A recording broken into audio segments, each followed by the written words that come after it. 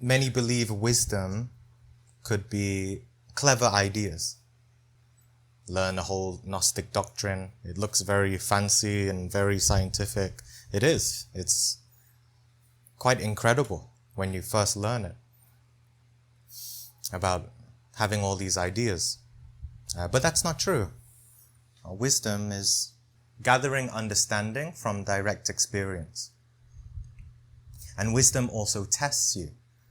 Wisdom is gained over time. It cannot be, you can't just go to your grandma or grandfather and gain wisdom immediately. You only hear wisdom. The Lolo or the Lola has the wisdom in them, but you can't exactly give it over to the grandchild. The grandchild has to live it. So wisdom tests us. It gives us a choice often to be in comfort or to be in truth. To go with what is easy or to go with what is difficult. Because often the truth is difficult, right? And that determines if we can gain understanding through experience.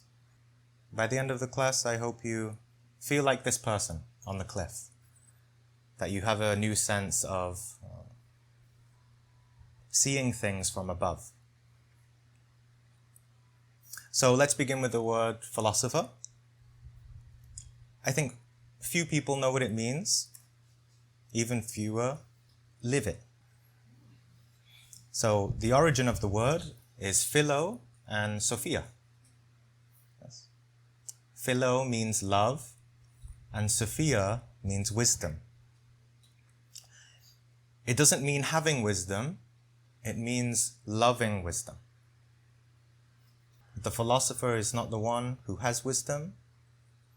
The philosopher is the one whose loyalty is to wisdom. Even above all groups, all teachers, all comforts, all identities. A lover of wisdom is willing to lose everything rather than betray truth. Willing to lose everything. Because, is it even love if you're not willing to die for it? Just like Master Samael said in the Perfect Matrimony, that if you're not willing to die for the person, do you really love them? Would you give every last drop of your own blood for this person? That's love.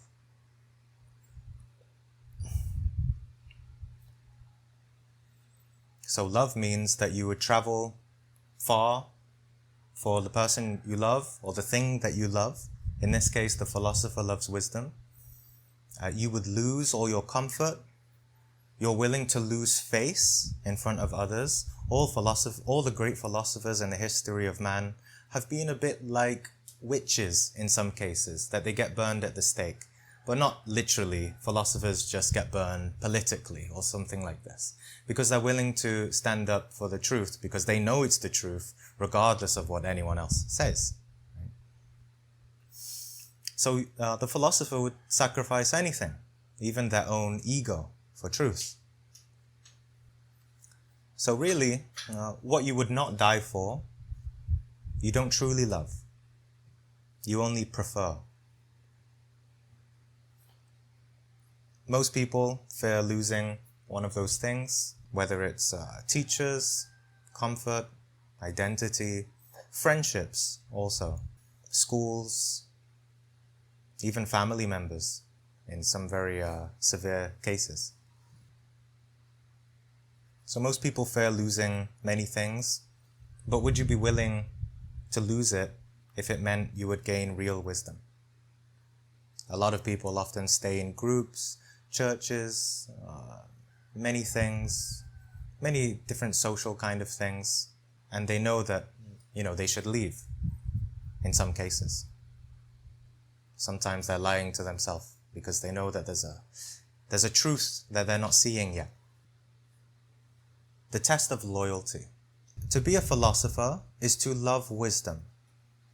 To love wisdom is to be loyal to wisdom. To be loyal to wisdom is to be loyal to truth. To be loyal to truth is to be loyal to your own being. Again, above all groups or teachers, schools, comforts, identities, your own preferences. When truth begins to cost you something, where does your loyalty actually go? So I'll say that again. When truth begins to cost you something, where then does your loyalty go? If we are not loyal to the truth itself, usually then loyalty, we all have loyalty. No one lacks loyalty. But when the loyalty is not to your own being, to your own truth, where does it go? Usually it goes to your peers, friendship groups, old friends, new friends, teachers, whether they're genuine teachers or not, to your own pride, your own identity, a sense of belonging. This is where loyalty goes. Even in extreme cases, loyalty can be tested within relationships. That's why there is divorce. Because sometimes you know in your being, in your truth, this is the thing you have to do. And if the other person is stopping you or doesn't want to walk the path with you, well, usually those two break up or they work through it. So the real test of loyalty is not when we say we are loyal, but when we stay loyal to the truth, when it becomes costly. Often, for example, people come to Gnosis and they soon realize that their friends and family, they don't approve of it. It's starting to cost you face, starting to cost you disapproval of others. Would you rather stay comfortable in the face of others and stop learning? Or are you going to stay true to your own path, your own being, right? And we can say we would find out when we are really loyal only when something asks you to betray truth. Sometimes maybe someone tells us to do a certain thing or believe a certain thing. And in those moments, are we going to people please? And are we going to just agree and be agreeable and smile? Or are we going to stand by our inner truth? Yes, in an honest way. Or sometimes we find out whether we're really loyal to our truth when something is clearly a betrayal of truth and we do it anyway. The mistakes we make, the temptations, every time we fall, every time we become unconscious, we are betraying our own truth. So, we already have the inner Christ in us. We also have the inner Judas just as active too. But as we know, Judas was the greatest disciple of Christ, because that is in the moments our inner Judas is betraying our Christ, in those moments we're unconscious, that's the best time to learn. That's the best time to become aware of one's own disloyalty to oneself. So you starting to get a sense now how the philosopher that's born in us is born over time, not so much by the ideas and knowledge we have, but how loyal we can be to our own being, to what we know is right and true. Then a love is grown. As any wise couple would tell you who's been married for many years, you're not really in love in the beginning. Love is grown over time through the tests that will be shown. So often our loyalty will be questioned when someone bribes us, someone tempts us, or seduces us in some way. Is your loyalty to money? Is your loyalty to love, status, titles? These are the kinds of things that sway people from the truth also. So those are the moments loyalty really shows itself and tests us. So there's a few traps or common traps that we can reflect on. Reflecting on these self-betrayals, we could say. And the trap is within our own ego, as we know. It's found within our very subtle psychological masks that we put on. It's our mask of false values that make us the opposite of a philosopher.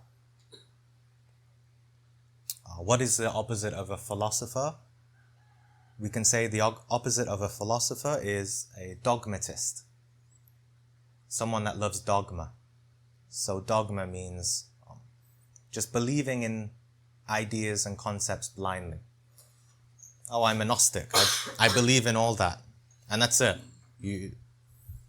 Of course, the first advice in Gnosis is don't believe anything until you verify it for yourself. But a dogmatist, a person who does not have the inner philosopher, will not do that. So that's the important thing, that don't believe anything until you verify for yourself. So for that person, they're actually loyal to dogma rather than truth. We could say, what is the percentage of people on the path who are truly a philosopher or a dogmatist? I think the truth of that would shock many people. There are millions of Gnostic students. If God could suddenly reveal to us the percentage of Gnostics who are dogmatists or philosopher, whoa. It's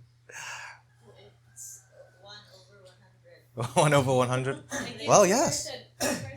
Very good, because you'll see on another slide related to that. This dogma is the same as cul-de-sac. This is it, nothing more. Yeah. I will not entertain any other.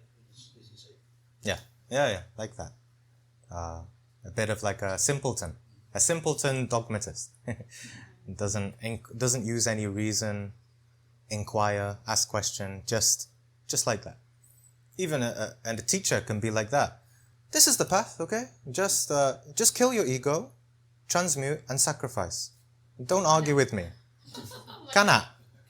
Do that.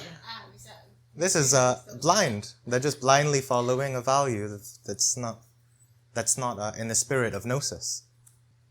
And sometimes a person can get like that or get into that position when they just want a sense of belonging. They've been insecure for a while. They don't have a sense of identity, especially in this world where it's all chaos. And they come to a nice group, they feel comfortable. And so that's why someone might come and they're just like that. Oh, the path is just like that. I feel comfortable now. I'm in my group. I got my teacher. Nice. I'm progressing. They're not progressing. The opposite is happening. They're just, before they were restless in their own friction. Now they're just comfortable in the same thing. So it's the costumes that people wear. It doesn't matter what the costume is. Before, we could have a humble servant costume, and once we put on a nice costume, like Gnosis gives us, got all the tools, the meditation, the techniques, the incredible values and the wisdom from Master Samael, now you suddenly feel, a bit superior, a bit spiritual pride, right? But it's the same costume. No difference from wearing this to the humble one. No, they're both the same. We could argue this one's a little bit more dangerous, but they're just the same. Both is a costume. What matters is the inner work, going deep inside oneself in order to really see oneself. So, as it says here, you can sit in meditation, in a meditation room, also without meditating. You can wear a robe without being what the robe represents. You can speak the vocabulary, the language, the framework, without comprehending the words.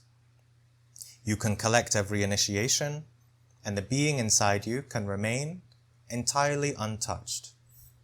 So the form, the system, the structure is not the work. It's only the container for the work.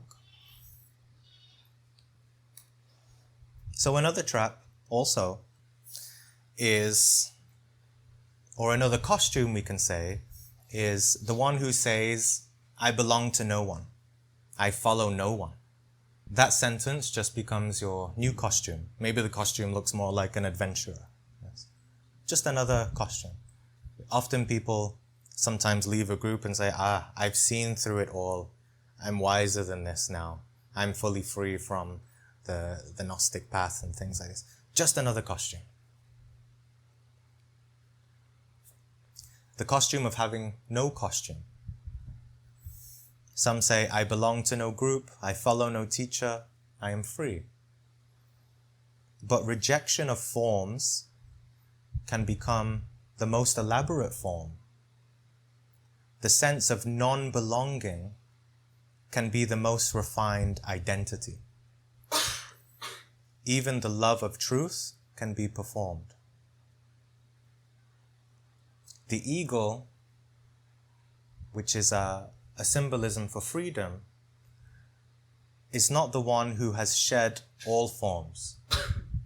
The eagle is the one who has stopped pretending to have shed them. The eagle can only fly because it understands everything below. An eagle cannot fly unless it has truly transcended everything.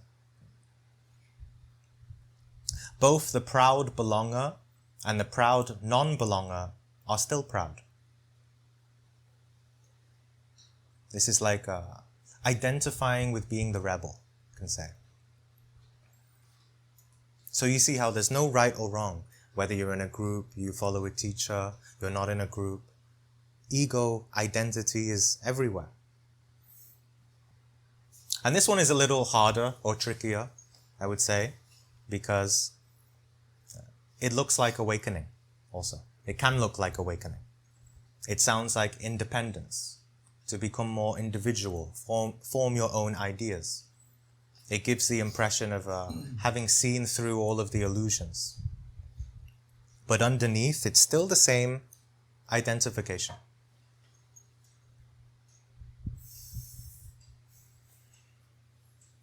So the student who has escaped the first trap, they often don't realize they built a new one.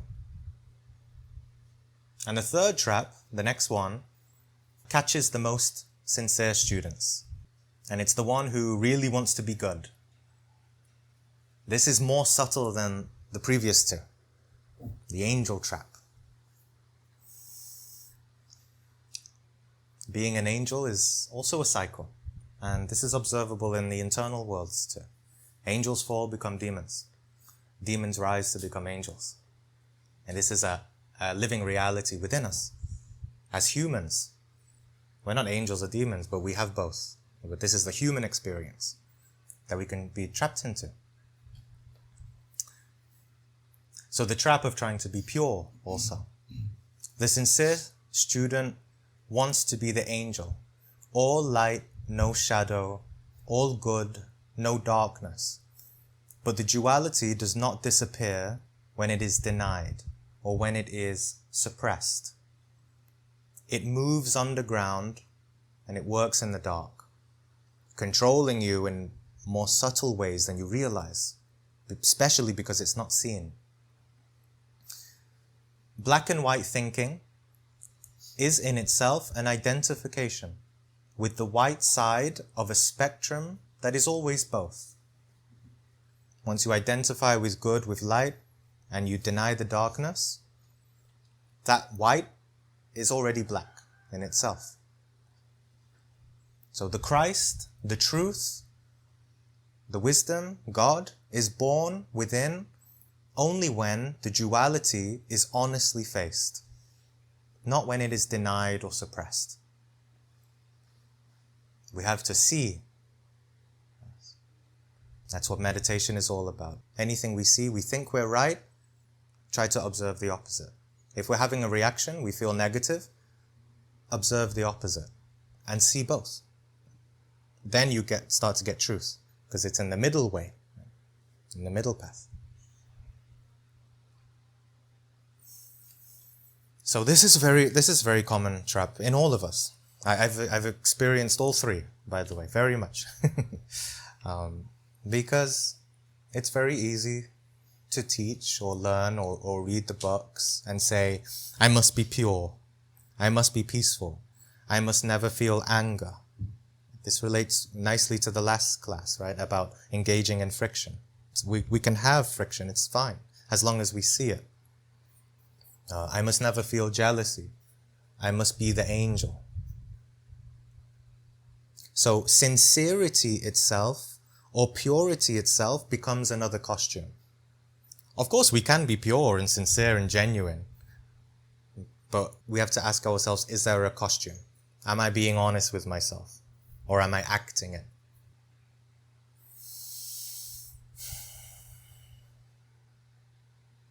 So the ego has to be observed, not suppressed. And just to see who we are in honesty. We can say that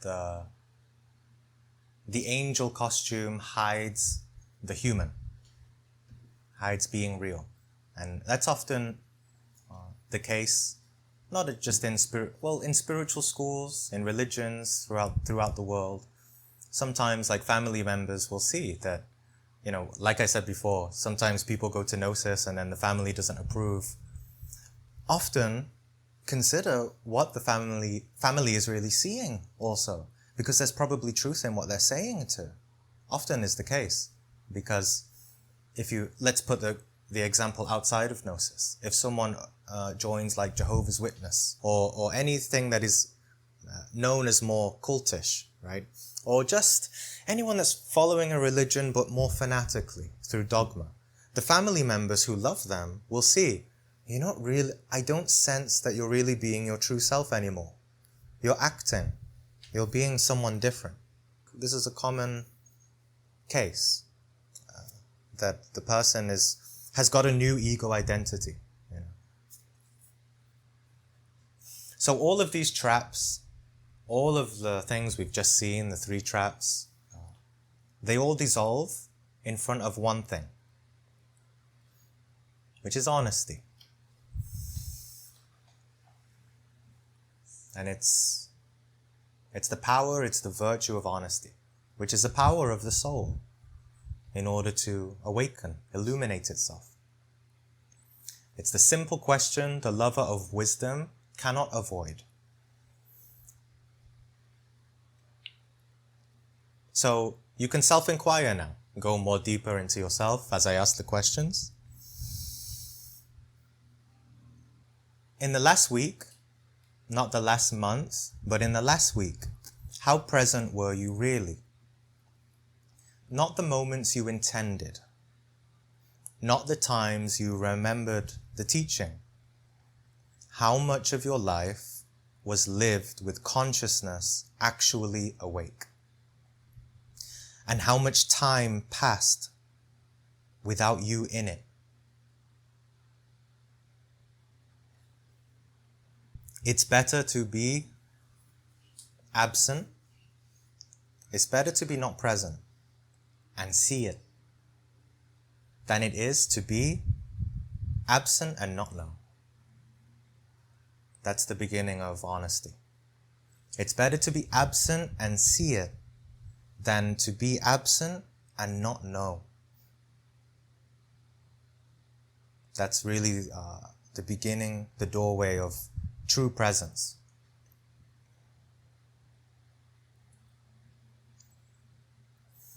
An honest non-practitioner, a person who is not in any spiritual school, an honest person is closer to the work, the inner work that God gave them, than a dishonest person in a school.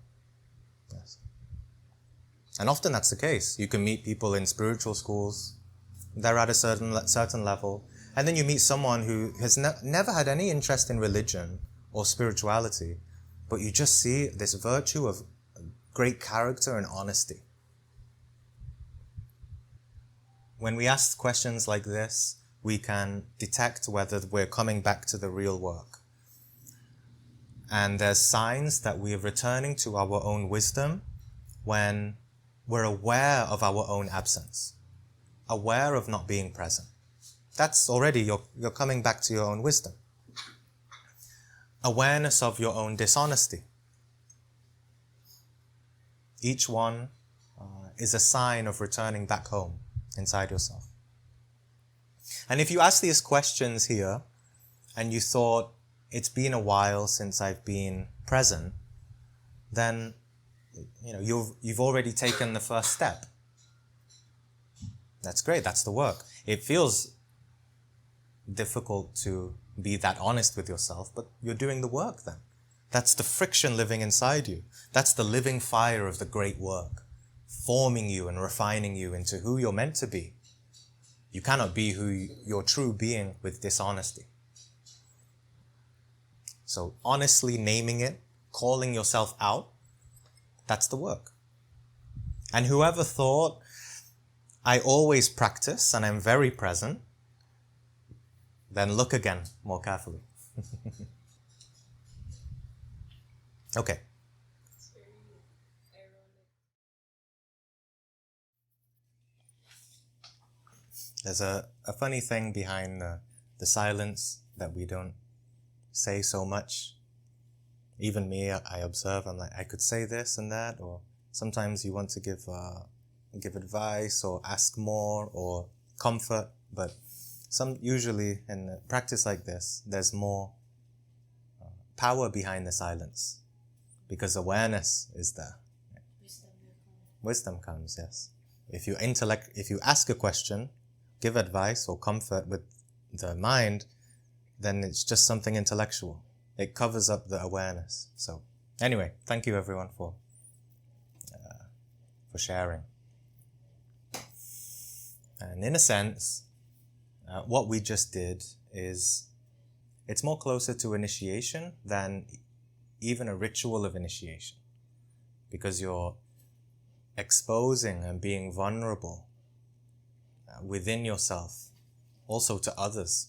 Usually when we're in a group of people or with others, the first thing our ego wants is to be accepted, to be seen, and to be uphold a certain mask or costume. But when you do the opposite, it can be quite powerful. And so, yes, true initiations, true awakening of the consciousness is not anything that anyone can give us. Like in the sharing circle that we just had, nobody gave us anything. Everyone kept silent. There's no certificate, no badges, no merit, no title, no ordination. But something happened. Nobody gave us anything, yet inside us something moved within us. It cannot be given to us by a teacher, an institution, a level or a title, but it's internal. It happens within our consciousness, by our own being. So all of these things, priest, initiate, student, teacher, adept, they're all real states, inner states, but they're only as real as what's within us.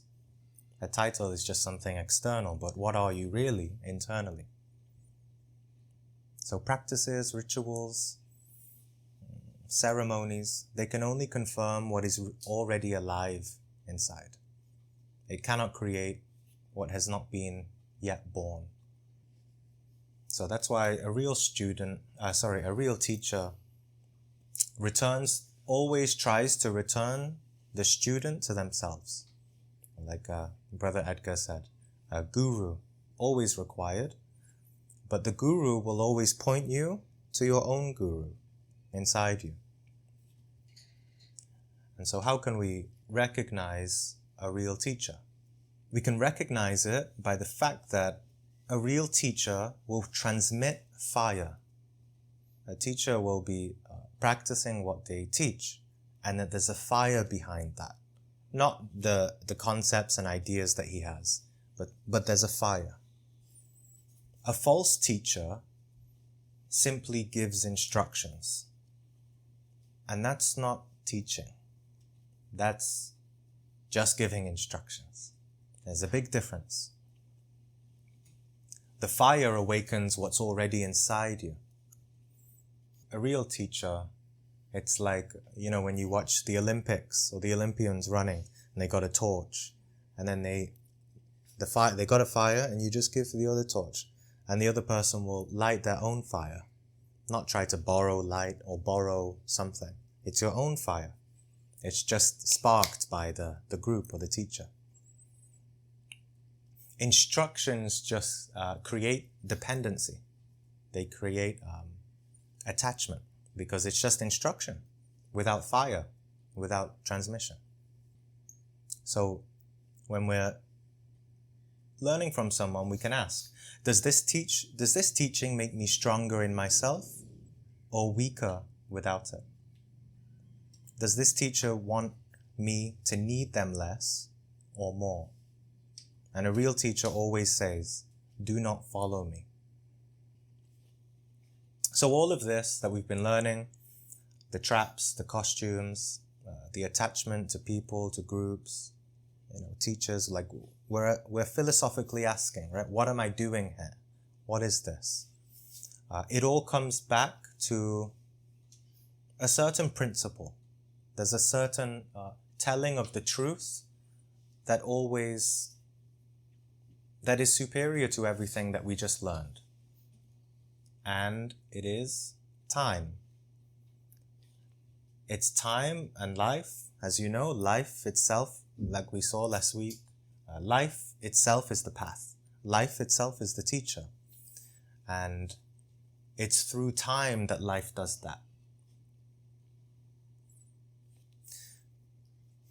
Time is the old justice that examines all offenders. This is something Shakespeare said. And time always reveals the truth.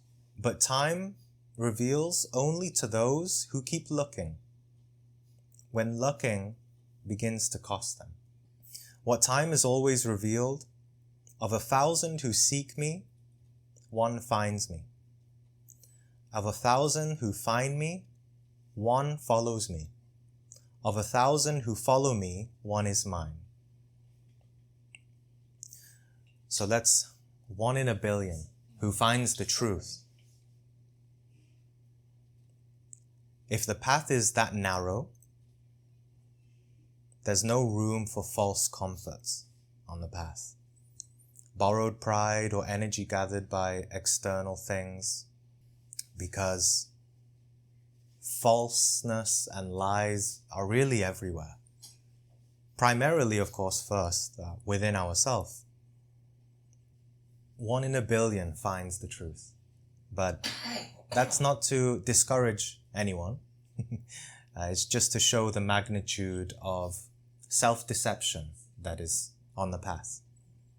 To show that the path is truly razor thin, and that once you step off one side, you fall into an abyss immediately. You can get up as long as you have honesty. Right? You'll get back up somehow, but that's a magic. That's transmutation. That's alchemy. But unfortunately, if you don't have the tools, if you don't have this love for the wisdom, you could stay in the abyss for quite a while. So, of 1,000 who seek truth, 1 finds it, we can say. The other 999 sway to one side of the path without consciousness. Most teachers thrive on the 999. That's their crop, their following. It's very easy to be a teacher in that spirit and have many followers. I've done it on YouTube. Look at my most viewed videos and what they're about. They're not the real ones. They're not the real videos. They're the videos that are just giving ideas, concepts. And people love it. That's why they're very popular. They speak to everyone. But the videos that are about the real inner work, those are the much less viewed ones. So given enough time, no matter where we are on the path, every truth surfaces eventually. But with a condition, because most people, once time reveals the truth to them, most people turn their heads away. In ignorance, resistance, they can't accept it. They turn their truth from wisdom. They didn't really ever have a true inner philosopher, someone who really loves wisdom or loyal to wisdom. They turn because of fear, because of many things. So, because the path is this thin, there's really no room for false comforts, for all these identifications. It doesn't matter really who we're learning from, the groups, the identities, the ego. It doesn't matter if, a common thing by every student is, I see so much ego. Ego. So what? Great, that's good. You're seeing, the more ego you see, the more you're seeing the narrow path. If you don't see the ego, then you're just seeing the abyss, right? You can see this image, right? People complain the path is so hard. Yeah, because look, all of that is darkness and ego. But you have to see it. It's scary to look at if you're scared of heights, right? But just walk. It's okay. So if the path is this narrow, what is the viewpoint of the one that walks it without being broken by the narrowness? Because sometimes it seems impossible. How can I do this? We can say in an artistic way, you don't really walk on the path, but there is, you could say your being is above it all. Seeing, not just, because if you're walking the path, you look left and right and you see the abyss, you can't see all of it. You need to even look higher and higher and see from above, which is the eagle. The eagle watches all the storms from above. It doesn't deny them. It doesn't resist them. It sees the whole thing. It even loves the whole thing. And remains loyal to truth by seeing the truth and being detached from everything. So it's the one who soars in the air because it knows that branches don't hold forever. This group that we're sat in, it's not going to last forever. Everything has a beginning and an end. Every structure, every system, every school, every teacher has a beginning and an end. Those are all branches that the eagle can happily rest on. The eagle does not arrive empty. It carries its own home, built quietly over years. No group can give you that. No group can take it away. And often for people who have remained loyal to the truth, they have an inner philosopher. Sometimes if they join a group that is unconsciously quite dogmatic, that disconscious person has already built their own nest, their eagle's nest, their own structure. And then they join a group that's very rigid and a lot of rules. They just cannot join it, There's too much incompatibility. But people who have no inner philosopher, no eagle's view, it's very easy to take advantage of that person. Very easy to control them.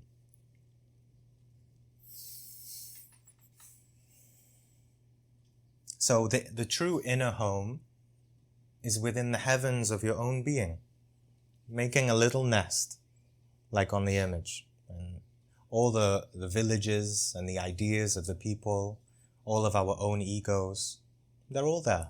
You can fly down and go back home. Right? We come to this group, we have a teaching, a class. When you go back home, fly back up to your own nest. Yeah?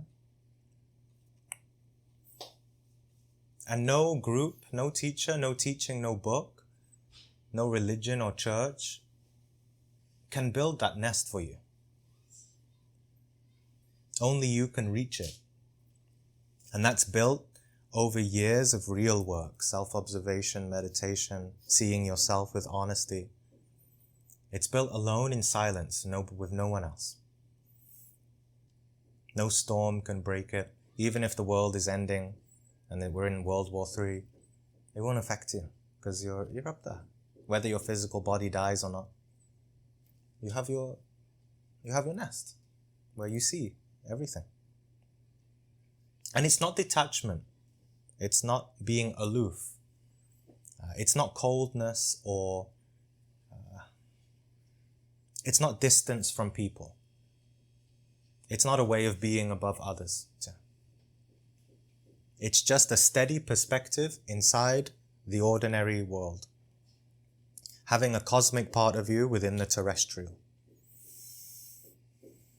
And you can engage in it fully in that sense. Because a person who's living down here, identified with all the dramas and problems, cannot fully engage in the activities of life, the life lessons. But a person who's up here, they fully rest, they know who they are, and they go back down and they can engage in the world more consciously, more lovingly. They can engage in the human drama in a detached way. And they can remain loyal to the truth even when things are uncomfortable. Because they're not finding their home down there, making enemies, making wars. They're just here, free from all of it. So the Sphinx. Sphinx is a symbol of wisdom. The famous story of the Sphinx is that travelers would walk past the Sphinx and the Sphinx would ask it questions. The person question, and if the person answered it wrongly, then the Sphinx would devour the person. So we all have an inner Sphinx that asks us what's true or not. And if not, then the Sphinx devours us because of our lies. And so, every day, a good question to ask and sit down and reflect is, who am I really?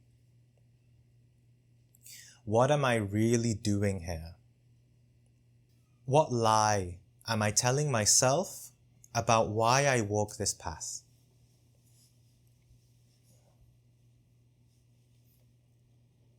The honest answer. You have to look very deeply within the heart. None of us walk the path for pure reasons that we tell ourselves. Nobody comes to these teachings with a pure heart. None of us is free from it. Loneliness is there. The greed for knowledge, the greed to become something more. The wish to belong also. The wish to be special. The wish to be free from the problems of the world. The wish for power, status, recognition.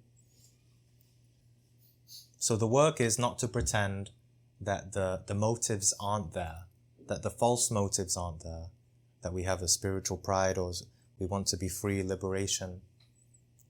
The work is just to see them and sit with them, sit with who we are.